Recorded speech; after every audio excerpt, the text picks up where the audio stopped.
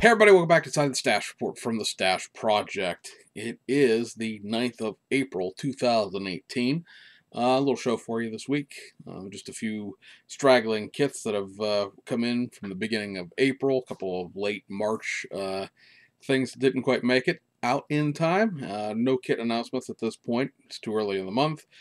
Plus, like I said, at this point we would expect kit announcements this month to revolve around the Shizuoka Hobby Show, as we have, the kits that would be just in the regular sort of flow of things up through June for most companies. So the stuff we start talking about in April will be the stuff for, either will be June stuff for Hasegawa and July stuff as we get towards the end of May for Aoshima, Fujimi, and Tommy and things like that. So obviously Fujimi doesn't go to the show, so their stuff is sort of, exclusionary to it. But I'm assuming that right now the reason we don't have a Hasegawa June release information is because, of course, they're holding basically for the show, and that stuff should come out, like I said, this month in terms of announcing just in general, sort of on paper, what things we should expect for the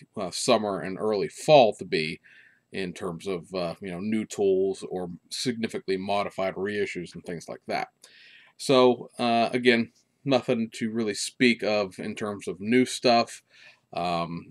We don't have Studio 27's announcements for the month yet as well, so we know that they're going to, we know what photo etch sets they're going to rerun, and it doesn't necessarily seem to attach to anything in the carbon fiber world, unless they're going to do some motorcycle carbon fiber, which it's been a couple months since they've done a set of that. That was a new set, because the car stuff is a few things like the Hasegawa 962C, the Fujimi 430 Challenge, which was done a couple of times as a race car with the wing. But there's a couple of Super GT decal sets for those, in addition to a bunch of different like IMSA and Le Mans sets. And then the other one would be the Ferrari 330 P2. I think that's a Fujimi kit as well. And then everything else is like F1 cars and motorcycle stuff. So be interested to see what liveries, what carbon fiber we get. That'll probably be next week when we find that stuff out. And so, like I said, that basically takes us into the kit releases for this show. We have no Habako news to talk about, unfortunately, for the people who don't like that. We should have some clarity into the Revell of Germany situation tomorrow. We'll make a video specific to that, assuming we get anywhere with it. There is a hearing to sort of discuss the fate of the auction bids for those two companies tomorrow, the 10th. So if anything comes of that, we'll do like a separate video. It might just be a phone one, but just something to keep you guys up to date on it. But this week, the Horizon thing is done, the Estes thing is done, so we're just waiting on the rest of it.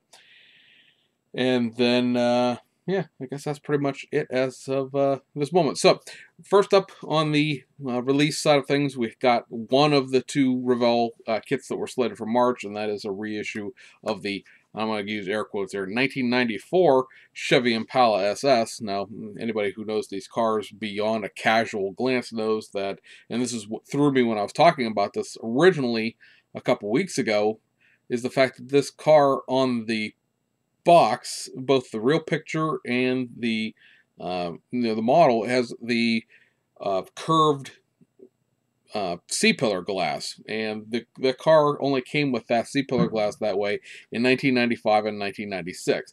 In 1994, it had a straight, if you will, triangular window, the way the 91, 92, and 93 cars did. So this car, as it's molded, is really a 95 or a 96. Probably, a 95, I would guess, because there really weren't that many 1996 Caprices and Impalas made. They only ran like half a year's worth of production before they switched the Arlington plant over to making Tahoes. So most likely it's a 1995, but ever since this kit has been branded as an Impala, if they change the tooling from the Caprice police car and taxi and fire kit that they did back in the 1993 time frame, it's been a 94 Impala when it's not really a 94 Impala. So whatever. It's not like this is a bankruptcy-related issue. It's always been mislabeled. Somebody there just really does not know their Chevy cars, which is amusing that this is, well, there was the original one in like 95 or 96, and then there's been at least 2 reissues of this kit over time, not counting the donk versions. And then it's back out again as just a regular car, and no one in all of that time, GM licensing department, nobody's realized that this car isn't really a 94. Whatever. Call it whatever you want to. If you're interested in it, another whack at the, or another bite at the apple, so to speak. So that takes us overseas to a few things that have trickled in at the beginning of the month. Wheel sets from Aoshima. These were actually supposed to come out last month. They came out like the 2nd or the 3rd of April. And they are a set of what they're calling short rim. Basically, these are not deep dish 14-inch wheels. So you have the Super Shark short rim, the Equip short rim, the Advan A3A short rims. 3 spokes are the work of the devil. And the Mark III short rims. So a couple of, very square sidewalled 14-inch wheel and tire sets. But I don't believe those have been available for quite a while. So I know for people who build, your import cars that are smaller, Skylines, the earlier versions of like the Mark II and the Chaser. I'm trying to think what else is being shown there. I think a couple of those other ones are Cedrics and Glorias. If you're building a smaller to intermediate size Japanese sedan or coupe, I think actually all those are sedans, because I didn't think of the Skyline's a sedan in those background pictures. But if you're building a smaller car that would use smaller 13, 14-inch wheel sets, it's another option for you guys that are building those type of cars. I have a number of them myself. I would just say that my overall import kit is broader as far as the wheel sizes go. I'm not stuck into the Grand Champion stuff or anything less like that. Then there is one just straight box reissue that is just a stock restock kind of thing, and from Aoshima, and that is the Toyota Hilux double cab lift up, just a reissue of the model car boxing of this, just to again restock the coffers. So that takes us over to Hasegawa, and they have 3 of their let me take a peek here at the list here. 3 of their 9 kits for the month of April are in already. First up is a reissue of the Subaru Impreza WRX Sports Wagon. So this is the sister twin kit to the Impreza WRX sedan. Effectively, most of the parts to these 2 kits are the same in terms of the chassis, the running gear, and its curbside. But the running gear that you get, the interior piece just has sort of like a tub extension to cover where the cargo area of the station wagon would be. And then, of course, it has a new body and new window glass to cover the back end of the station wagon. But, just if you just sit there and you stare at this picture long enough, you sort of figure you could sort of, drift off the wagon top, and you're like, oh, yeah, that is just an Impreza with like a back end attached to it. So, it's an interesting model in the sense that there weren't that many Impreza wagons made. There were several legacy wagons made, but I think this is really the only real Impreza wagon that was made, because yes, Aoshima's WRX STIs are 5 doors, but those are really more like hatchbacks rather than actual legitimate, if you will, station wagons. So there's that. They also reissued their Mitsubishi Evo 6. This is I don't know if you really want to sit here and compare the Tamiya and the Hasegawa kit. There's also, of course, a Fujimi 6 as well, which, if you compare the 3 of them, sort of gets tossed out of the conversation because it shares all of the parts and all of the various problems that the whole Evo 3 through 9 line holds in terms of not being a all-wheel drive car and things like that. Obviously, you don't have that issue with the chassis here. I would nominally say that this kit might be a little bit better than the Tamiya one in terms of detail, because the Tamiya kit is sort of the twin in essence, not in reality, of the Bug-Eye WRX that Tamiya also did, and both of those kits have metal axles in the front and the back, so they're not necessarily the most detailed Tamiya kits that you're going to come across.